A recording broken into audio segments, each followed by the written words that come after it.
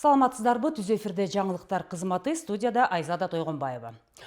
Президент Садыр Жапаров Кыргыз Республикасында чакан жана орто ишкердик субъекттерин колдоо институттарынын консорциумун түзүү жөнүндө жарлыкка кол койду. Бул документ мамлекеттик органдардын, финансылык институттардын, билим берүү мекемелеринин жана эл аралык өнөктөштөрдүн күч аракеттерин консолидациялоого, ишкердикти колдоо саясатынын натыйжалуулугун жана ачык айкындуулугун жогорулатуу максатында ишке ашырылды. Кыргызстандын ирригация тармагына жаңы инвестициялар тартылат. Министрлер кабинетинин төрагасынын орун басары, суу ресурстары, айыл чарба жана кайра иштетүү өнөр жай министри Бакыт Төрөбаев Кыргызстандын ирригация тармагындагы келечек инвестициялар аттуу теманын айланасында эл аралык финансы институттарынын Кыргызстандагы өкүлчүлүктөрүнүн жетекчилери, ошондой эле дипломатиялык корпустун өкүлдөрү менен сүйлөштү. Жолугушууда өлкөнүн суу жана ирригация тармагын өнүктүрүүдөгү дүйнөлүк чакырыктардын масштабын, тармактын инвестициялык муктаждыктарын, кызматташуунун потенциалдуу багыттарын аныктоо жана көйгөйлөрдү конкреттүү чечүүнүн ыкмаларын иштеп чыгуу талкууланды. Ал эми Каракол шаарындагы Жамангул Тойгонбаев атындагы номер 2 кесиптик лицейде улуттук баалуулуктарды сактоо менен бирге заман талабына жооп берген адистер даярдалып келет. Айрыкча тикмечилик жана улуттук буюмдарды жасоо багыты бүгүнкү күндө эң актуалдуу кесиптердин бири катары өзгөчөлөнүүдө. Теманы кабарчыбыз Нуржан Дөөткулов улантат. Каракол шаарындагы Жамангул Тойгонбаев атындагы номер 2 кесиптик лицейде учурда 13 кесип окутулат.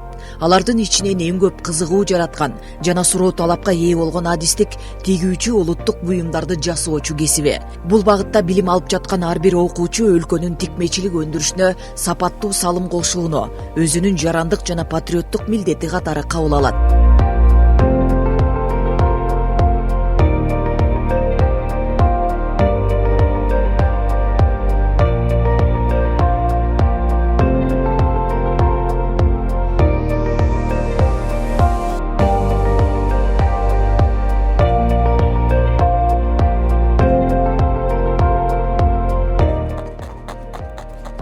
Лицейде ата-бабалардан калган кол өнөрчүлүктүн баалуулугу даңазаланып, кыз келиндерге кыргыздын улуттук буюмдарын жасоонун сырлары үйрөтүлөт. Бүгүнкү күндө өзгөчө бааланып келген керме сайма, кийизден жасалган пано, шырдак, курак, ошондой эле бугу уруусунун элечегин нукура уруу ыкмалары практикалык сабактарда толук өздөштүрүлөт. Бул багытта эмгектенип жаткан устаттардын бири Гүлнара Уркадырова. Ал окуучуларга улуттук кол өнөрчүлүктү терең үйрөтүп, келечекте өз жолун табууга, ишкердикке кадам таштоого дем берет. Ысык Көл облусу туризмдин борбору болгондуктан улуттук баалуулуктар менен келген меймандарды таң калтырган нукура буюм тайымдарды жасап бизнес жүргүзүүгө даярдык көрүүдө. Кыргыздын бул кол өнөрчүлүгү жоголуп кетпеш үчүн биз ошо уламдан барган сайын урпактан урпакка калтырып турушубуз керек. Мисалы үчүн биздин программабызда жана унутулуп бара жаткан керме сайма, элечекти ороо деген ошол сыяктуу шырдак жасоо, ошолордун баардыгы камтылган. Анан ушуларды үйрөтүп, мындан аркыдагы урпактарыбыз ошолорду унутпастан жасап жүрсө деп ойлойм. Анан биздин программабызга дагы камтылган. Анан азыркы окуучулардын арасынан ортодо бир кызыкпай калышкан, азыр кичине кызыгуу пайда болуп атат. Мисалы үчүн жанданып атат. Керме сайманы такыр эле унутта калып калды эле. Аны дагы уже билишет, керме сайма деген эмне экени, ийне сайма менен айырмасы эмне экени билишет. Кызыгуу бар жаштарда.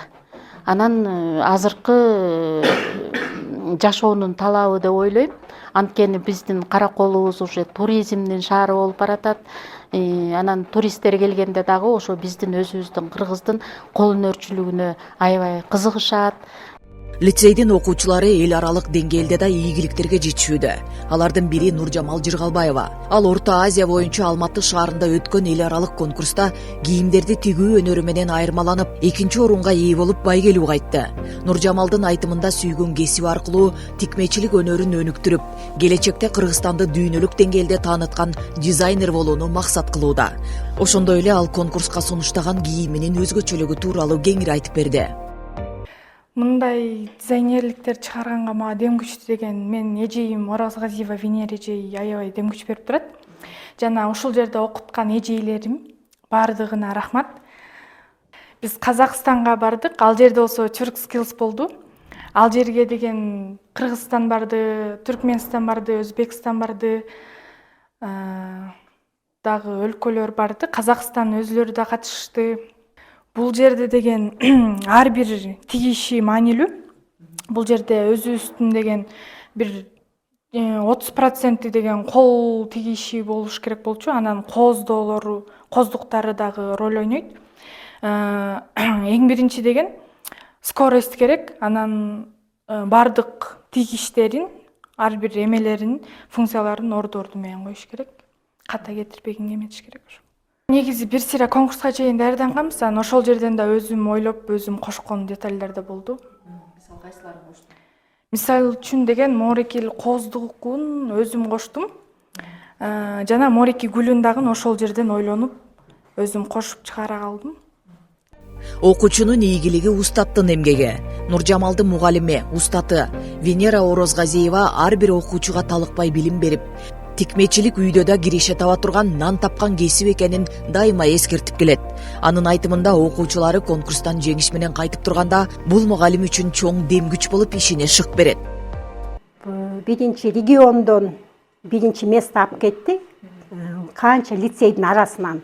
Андан кийин Бишкектен республиканский чемпионат болгондо ал жерден 3-чү место алып калды. Бирок андан кийин 1-чи, 2-чи, 3-чү орун жарыялаганда кайра 2-чини алып национальныйдан. Анан аягында Амир, анан Нуржамал деген экөө таймашып, Нуржамал 2-чи место алып Turkish Волсвилск Казакстанда өттү, Актау шаарында. Ошондо Турция, Өзбекстан, Казакстан, Кыргызстан катышкан жерден ал жерден 2-чи место алып кетти. Ошону эмне айтып кетейин деген, Кыргызстандын желбиретип, биздин лицейди таанытып, мени таанытып, ушундай эжейим бар экен, ушундай лицейим бар экен деп, ошол жерден 2 место алганда мен да барып главный эксперт болдум аякка. Ошол жерден оценивать этип, аябай жакшы орунга ээ болду. Азыркы эмеде дагы катышып атат. Эми мировойго. Мировой азыр Тайбийде болот. Эми менин кыялым, менин максатым ошо Тайбийге барып, биздин окуучубуз Нуржамал, Жыргалбаева Нуржамал 1-чи место алып кетсе экен. Жамангул Тойгонбаев атындагы номер 2-чи кесиптик лицей берген билимди жогору баалап, улуттук өнөрдү сактоо менен заманбап адистерди даярдоодо маанилүү ролду аткарып келет.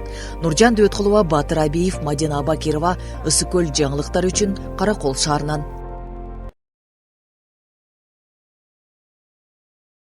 Арналган айлык башталат. Саламаттык сактоо министрлиги 18 жаштан жогорку эркектер арасында жугуштуу эмес оорулардын коркунуч факторлорун аныктоого багытталган жооптуу бол аталышындагы республикалык 1 айлыктын башталганын жарыялайт. Бул тууралуу министрликтин басма сөз кызматы билдирди. Маалыматка ылайык, акциянын алкагында эркектерге жашаган жери боюнча үй бүлөлүк медицина борборлору, жалпы дарыгерлик практика борборлору, үй бүлөлүк дарыгерлер топтору фельдшердик акушердик пункттарына кайрылып, алдын алуучу медициналык консультациялардан өтүү сунушталат. Италияда өтө турган 25-чи кышкы Олимпиада оюндарында Кыргызстандын намысын 2 спортчу коргойт. Бири тоо лыжасынан Тимур Шакиров жана лыжа менен жарышууда Артур Сапарбеков барат. Кышкы Олимпиада 6 февралда башталып, 22 февралга чейин созулат. Италияда башталмакчы. 90 өлкөдөн 3000дей спортсмен спорттун туу чокусунда өз бактыларын, мүмкүнчүлүктөрүн сынай алышат. Олимпиадалык спорттун 8 түрүнөн жарыш болмокчу. Алар көркөм муз тебүү, хоккей, биатлон, лыжа жарышы, керлинг, сноуборд, коньки менен жарышуу жана спорту. Чана спорту кечиресиздер. Жыйынтыгында 16 дисциплина боюнча 116 медаль тапшырылмакчы.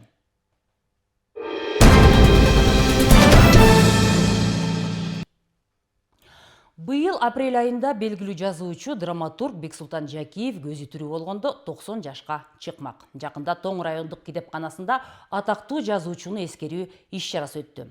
Жолугушууда улуу калемгердин чыгармалары туурасында сөз болуп, адабиятка кошкон салымы айтылды. Теманы кабарчыбыз Салтанат Сарыкеева улантат.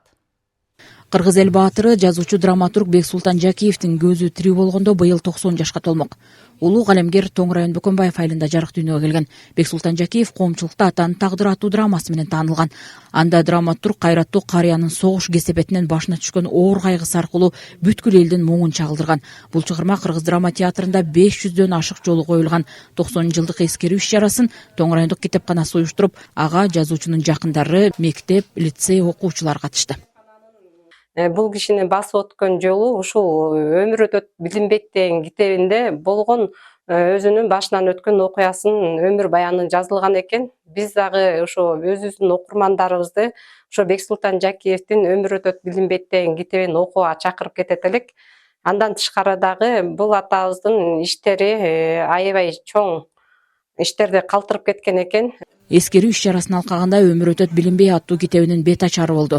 Бир тууган карындашы Бактыгүл Айберова жаш муунга жазуучунун эмгеги 21 жашында атанын тагдыры чыгармасын жазганын айтып, Манас эпосун кара сөз менен жазганын белгиледи. Адамдык сапаты бийик болгонун кошумчалады. Бул байкемдин эмгеги аябай зор, жалаң гана пьесаларды жазып, драматург гана болбостон, ал андан башка да прозалык, ар кандай башка темаларда дагы өзүнүн эмгеги көп. Ал айрыкча бул Манасты өркүндөтүү, аны дүйнөгө шедевр деген ЮНЕСКО киргизген адам болуп эсептелет да. Ошондой эле Манасты кара сөз менен жазып, ушул окуучуларга жана ошондой эле өзүнүн окурмандарына калтырды да.